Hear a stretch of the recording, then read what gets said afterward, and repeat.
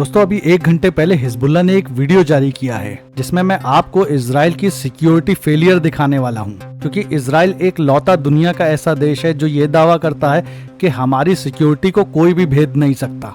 देखिए, हिजबुल्लाह ने हाइफा शहर पे एक ड्रोन उड़ाया है, जिस ड्रोन के जरिए उसने एक फुटेज लीक की है और ये कोई आम फुटेज नहीं है, ये इजरायली मिलिट्री के सीक्रेट बेसिस की फुटेज है।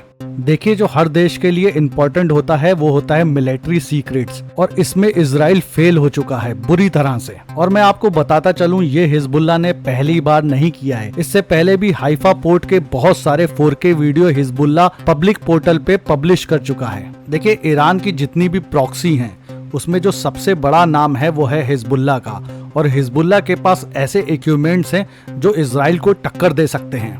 लेबनान की राजधानी बैरूत पे इजराइल बम गिरा के दुनिया को ये दिखाना चाहता है कि हम कितने ताकतवर हैं, जबकि आप सब लोग जानते हैं कि उसने कितने अब तक सिविलियंस को मार डाला है, जिसमें औरतों और बच्चों की तादाद बहुत बड़ी है।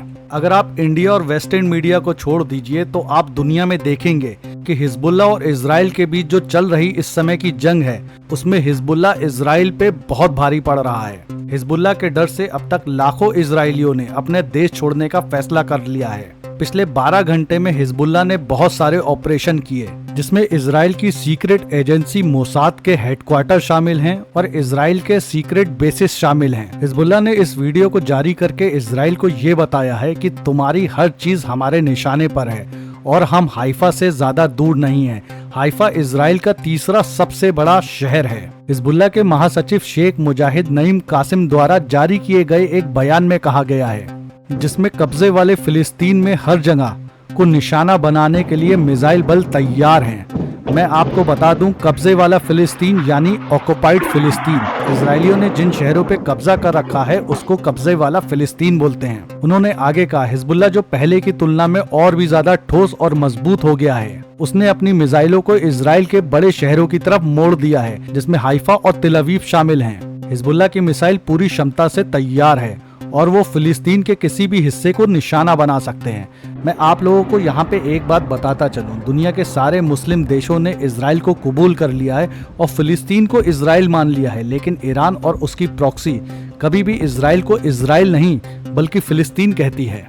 देखिए, दूसरी वर्ल्ड वॉर के बाद 1948 में अमेरिका और ब्रिटेन ने मिलके इलीगल तरीके से फिलिस्तीन को इजराइल का दर्जा दे दिया, क्योंकि अमेरिका इस क्षेत्र में अपना डोमिनेंस चाहता था। आज नौबत यहाँ तक आ गई है कि अगर गूगल पे आप फिलिस्तीन सर्च करते हैं तो आपको वहाँ फिलिस्तीन नहीं मिलेगा बल्कि स्टेट ऑफ इजराइल मिलेगा, जबकि इजराइल के अंदर आज भी वेस्ट बैंक और गाजा मौजूद है जहाँ पे फिलिस्तीनी रहते हैं। वेस्ट बैंक के अंदर इजरायलियों ने अपनी एक सरकार बनाई है जिसको महमूद अब्बास चलाते हैं, और उनकी एम्बेसी इंडिया में है जो कि दिल्ली में बनी हुई है, जो कि फिलिस्तीन एम्बेसी कहलाती है। हालांकि इसके पीछे भी एक बहुत बड़ी हिस्ट्री है। अगर आप वो हिस्ट्री जानना चाहते हैं तो प्लीज मुझे आप कमेंट में बताना, तो मैं आपके लिए एक वो वीडियो भी बना दूंगा। अब आते हैं अपने टॉपिक पर। हिजबुल्लाह के लीडर हसन नसरुल्लाह ने अपनी लास्ट स्पीच में कहा था, अगर नेतन्याहू गजा और लेबनान पे बम बरसाना बंद नहीं करते हैं तो हम भी उनके शहरियों को जल्दी निशाना बनाएंगे, क्योंकि हिजबुल्लाह कभी भी सिविलियंस पे अटैक नहीं करता।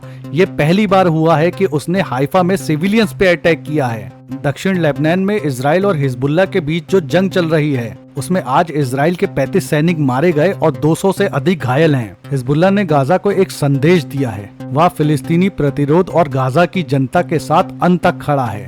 ये वादा हिजबुल्लाह के सिद्धांतों का हिस्सा है और हिजबुल्लाह का संगठन इस वादे पर अंत तक खड़ा रहेगा। गजा, सीरिया और लेबनान में इजराइल ने अपना जेनोसाइड को जारी रखा हुआ है। 23 अक्टूबर 2024 से उसने 2141 लोगों को मार दिया है, और ये डाटा सिर्फ लेबनान का है। सीरिया में सिविलियंस की मरने की तादाद 377 है और गजा में मरने वालों की संख्या 45,000 से ऊपर होने वाली है। इजराइल जो एक राक्षस है, वो लगातार सिविलियंस पे एयर स्ट्राइक करे जा रहा है और दुनिया कुछ नहीं बोल रही है। नेतन्याहू ने एक बयान में कहा है लेबनान के लोगों से कि अगर वो हिजबुल्लाह के खिलाफ नहीं उठे तो वो लेबनान का भी वही हाल करेंगे जो गजा का किया था। जबकि नेतन्याहू ने यूएन और आईसीसी में ये कहा है कि हमने गाजा में कोई भी नरसंहार नहीं किया, जबकि अब दुनिया के सामने नेतन्याहू ये खुद कबूल रहे हैं कि हम वही हाल करेंगे जो गाजा में किया था, लेकिन फिर भी दुनिया खामोश है।